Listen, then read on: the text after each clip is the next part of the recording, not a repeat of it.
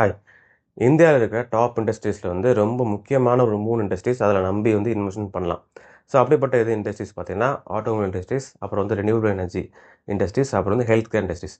So automobile industries. So ஆட்டோமொபைல்னாலே ரொம்பவே ஒரு பீக்ல இருக்க ஒரு இண்டஸ்ட்ரீஸ் தான். அதோட டிமாண்ட் வந்து எப்பவுமே குறையவே குறையாது தான். ஸோ இப்போ வந்து எல்லாமே ஈவிக்கு எல்லாம் மாறிட்டு இருக்கு. ஸோ இப்போ அது மட்டும் இல்லாம ஜிஎஸ்டி வேற ரொம்ப கம்மி பண்ணிட்டனால, ஸோ இன்னுமே அதோட டிமாண்ட் வந்து ரொம்ப இன்க்ரீஸ் ஆயிருச்சு. ஸோ இப்பவும் சரி, ஃபியூச்சர்லயும் சரி ரொம்பவே டிமாண்ட் அதிகமா இருக்கனால, இந்த இண்டஸ்ட்ரீஸ் ரொம்பவே நீங்க நம்பி இன்வெஸ்ட்மென்ட் பண்ணலாம்.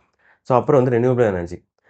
என்னதான் வந்து இந்தியா கோல் டிபெண்ட் பண்ணி இப்போ இருந்தாலுமே, அதோட எய்ம் ஃபியூச்சர்லயும் சரி, இப்போ வருஷம் வருஷம் இந்த சரி, அது ஃபியூச்சர்ல 2030 ஸோ அந்த ரேஞ்சில அந்த ஏரியாவுக்கு போம்போது, முழுக்க முழுக்க ரினியூவபிள் எனர்ஜி மூலமா தான் அந்த எலக்ட்ரிசிட்டி ப்ரொடியூஸ் பண்ணும். அதோட எய்ம் வந்து இந்தியாவோட எய்ம் வந்து அப்படி இருக்கு.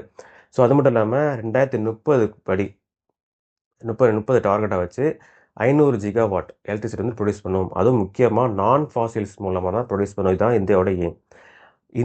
ரீசென்ட் டேஸ்ல வந்து 2023 டேட்டா படி ஜப்பானை வந்து சர்பாஸ் பண்ணி, அதாவது முன்னாடி வந்துருச்சு. ஜப்பான் வந்து பின்னுக்கு தள்ளி இந்தியா வந்து 4வது இடத்துல ஆயிடுச்சு. அதாவது சோலார் எனர்ஜி ப்ரொடியூஸ் பண்ணுறதுல.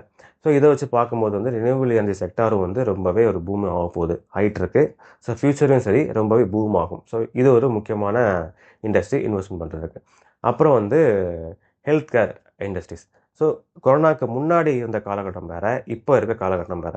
ஸோ கொரோனாக்கு அப்புறம் வந்து ரொம்பவே மக்கள் மத்தியில் ஒரு ஒரு பயம் வந்து உருவாகிடுச்சு. எந்த ஒரு நோய் வந்தாலுமே ஒரு ஃபியர் வந்து உண்டாகிடுச்சு. ஸோ இதனால் வந்து இந்த ஹெல்த் கேர் பக்கம் போகிற அந்த எண்ணங்கள் வந்து ரொம்ப ஜாஸ்தியாயிருச்சு. ஸோ இதனால் வந்து அந்த டிமாண்ட், ஸோ அந்த பூமிங் ரொம்ப ரொம்ப அதிகமாகிடுச்சு. ஸோ அதனால் வந்து கவர்மெண்ட்டும் சரி, ஸோ யூனியன் பட்ஜெட்டில் வந்து கிட்டத்தட்ட 99,000 கோடி வந்து இன்வெஸ்ட் பண்ணியிருக்காங்க அந்த ஹெல்த் கேர் இண்டஸ்ட்ரியோட அதை டெவலப் பண்ணுறதுக்காக. ஸோ இதெல்லாம் வச்சு பார்க்கும்போது வந்து இந்த இண்டஸ்ட்ரீஸை வந்து ரொம்பவே ஒரு டிமாண்ட் இருக்குது, இன்வெஸ்ட்மெண்ட் பண்ணலாம், நம்பி பண்ணலாம். ஸோ ரினியூவபிள் எனர்ஜி, அப்புறம் வந்து ஆட்டோமொபைல், அப்புறம் வந்து ஹெல்த் கேர், இந்த 3மே வந்து ஒரு டாப் இண்டஸ்ட்ரீஸ் வந்து மக்களை வந்து நம்பி இன்வெஸ்ட்மெண்ட் பண்ணுறதுக்கு.